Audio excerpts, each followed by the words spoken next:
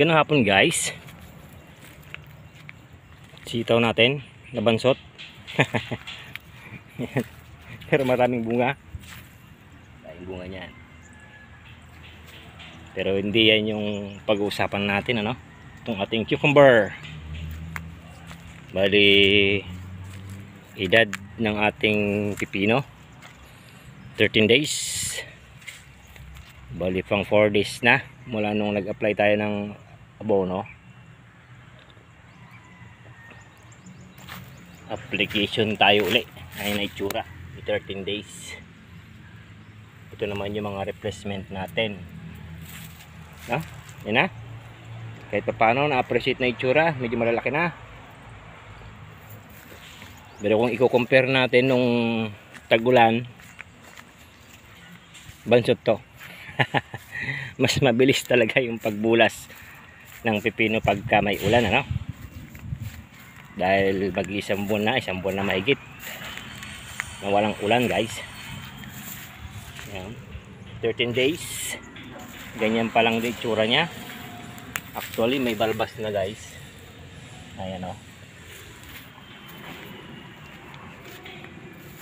Kalibasa hirap sa init, ano? Mainit. Ganyan talaga yung pagka mainit ang panahon. Iba kasi yung bulas ng tanim pag may ulan. Nandun yung ating abono. Fertilization guide tayo para sa ating mga baguhang nagtatanim ng cucumber.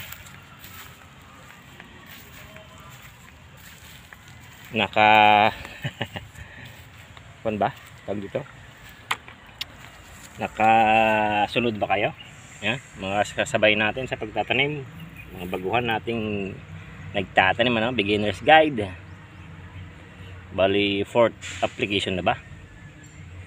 Pang-apat na apply natin, gamit natin ay urea uli. Puro urea.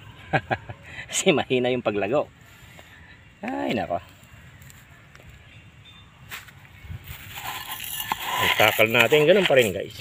Kasi mainit yung panahon. Ayan. Isang lata lang ng sardinas. Ayan. Kada balde. No? Madali lang to namin si urea. Itsura ni cucumber natin 13 days old. Usapang pipino tayo ngayon. Bukas na natin i-update yung talong. Pitas tayo bukas doon, linggo. Ngayon ay Sabado. Kauwi lang natin galing trabaho. May trabaho pa kasi tayo guys. Ting alas 3 na hapon lang tayo nagpa-farming. Yan, tunawin muna natin mabuti. Kunti-kunti lang.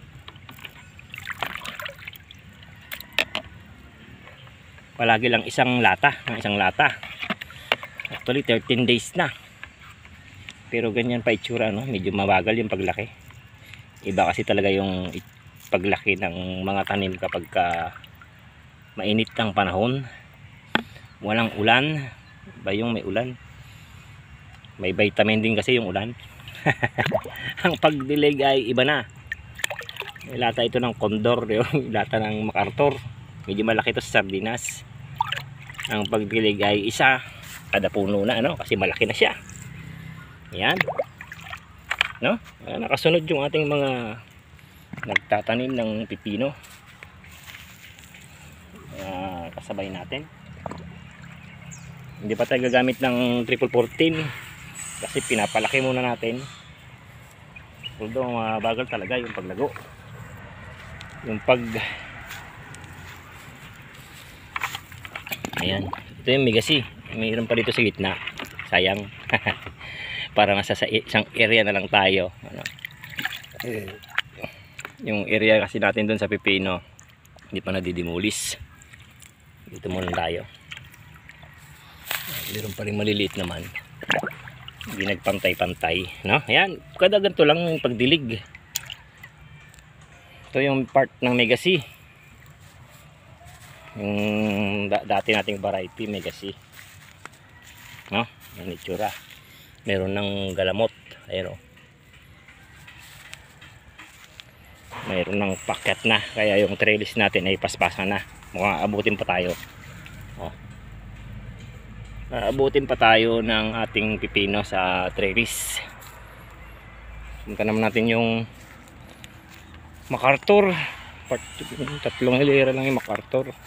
First time nating magtanim na MacArthur. May nagtatanong kung ilang days daw makaharvest sa MacArthur. Hindi ko alam.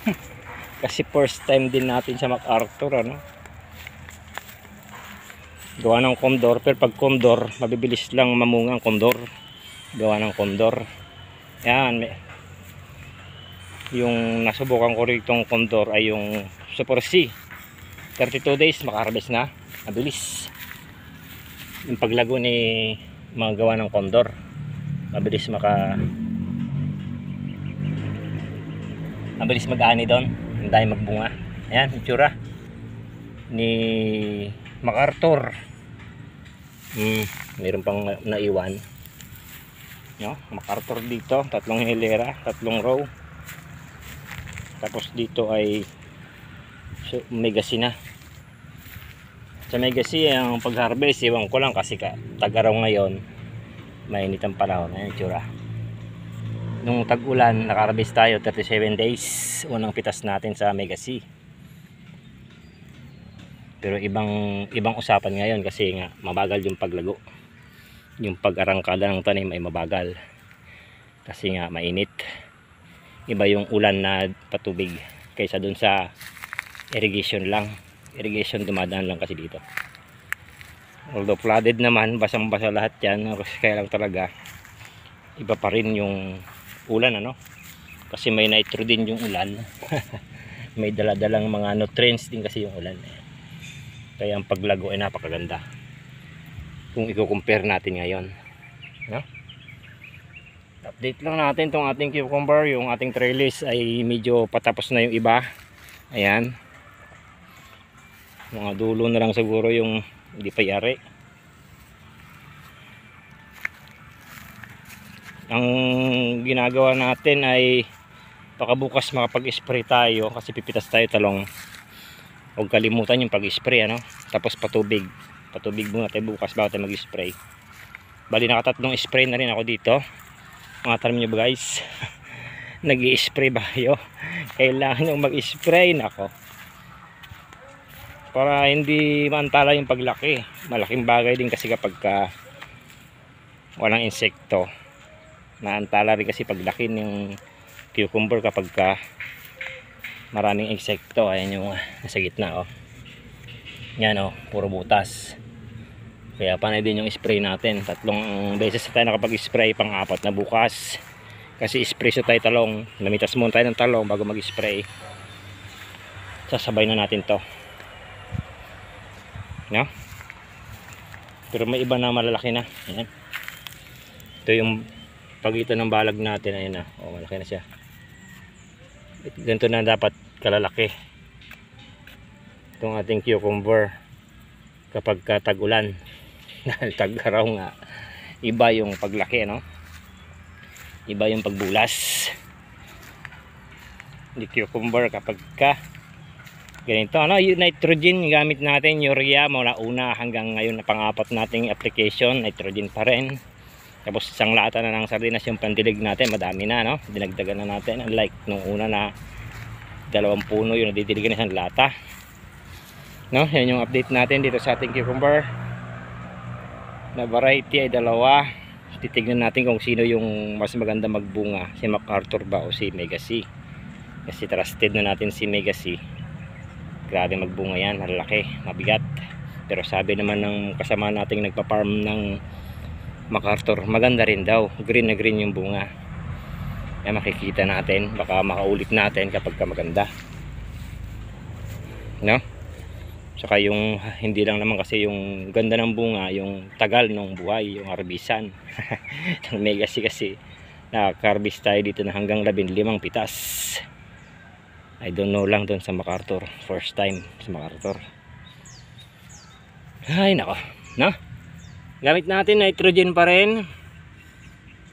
13 days old na. Ganyan na itsura, ano. Bukas patubig, siyempre nagabono tayo ngayon, patubig tayo bukas, sabay spray, ano. Anong problema sa spray? Mahalaga makontrol natin yung mga insekto. Baka ganun lang guys, beginner's guide tayo. Thank you.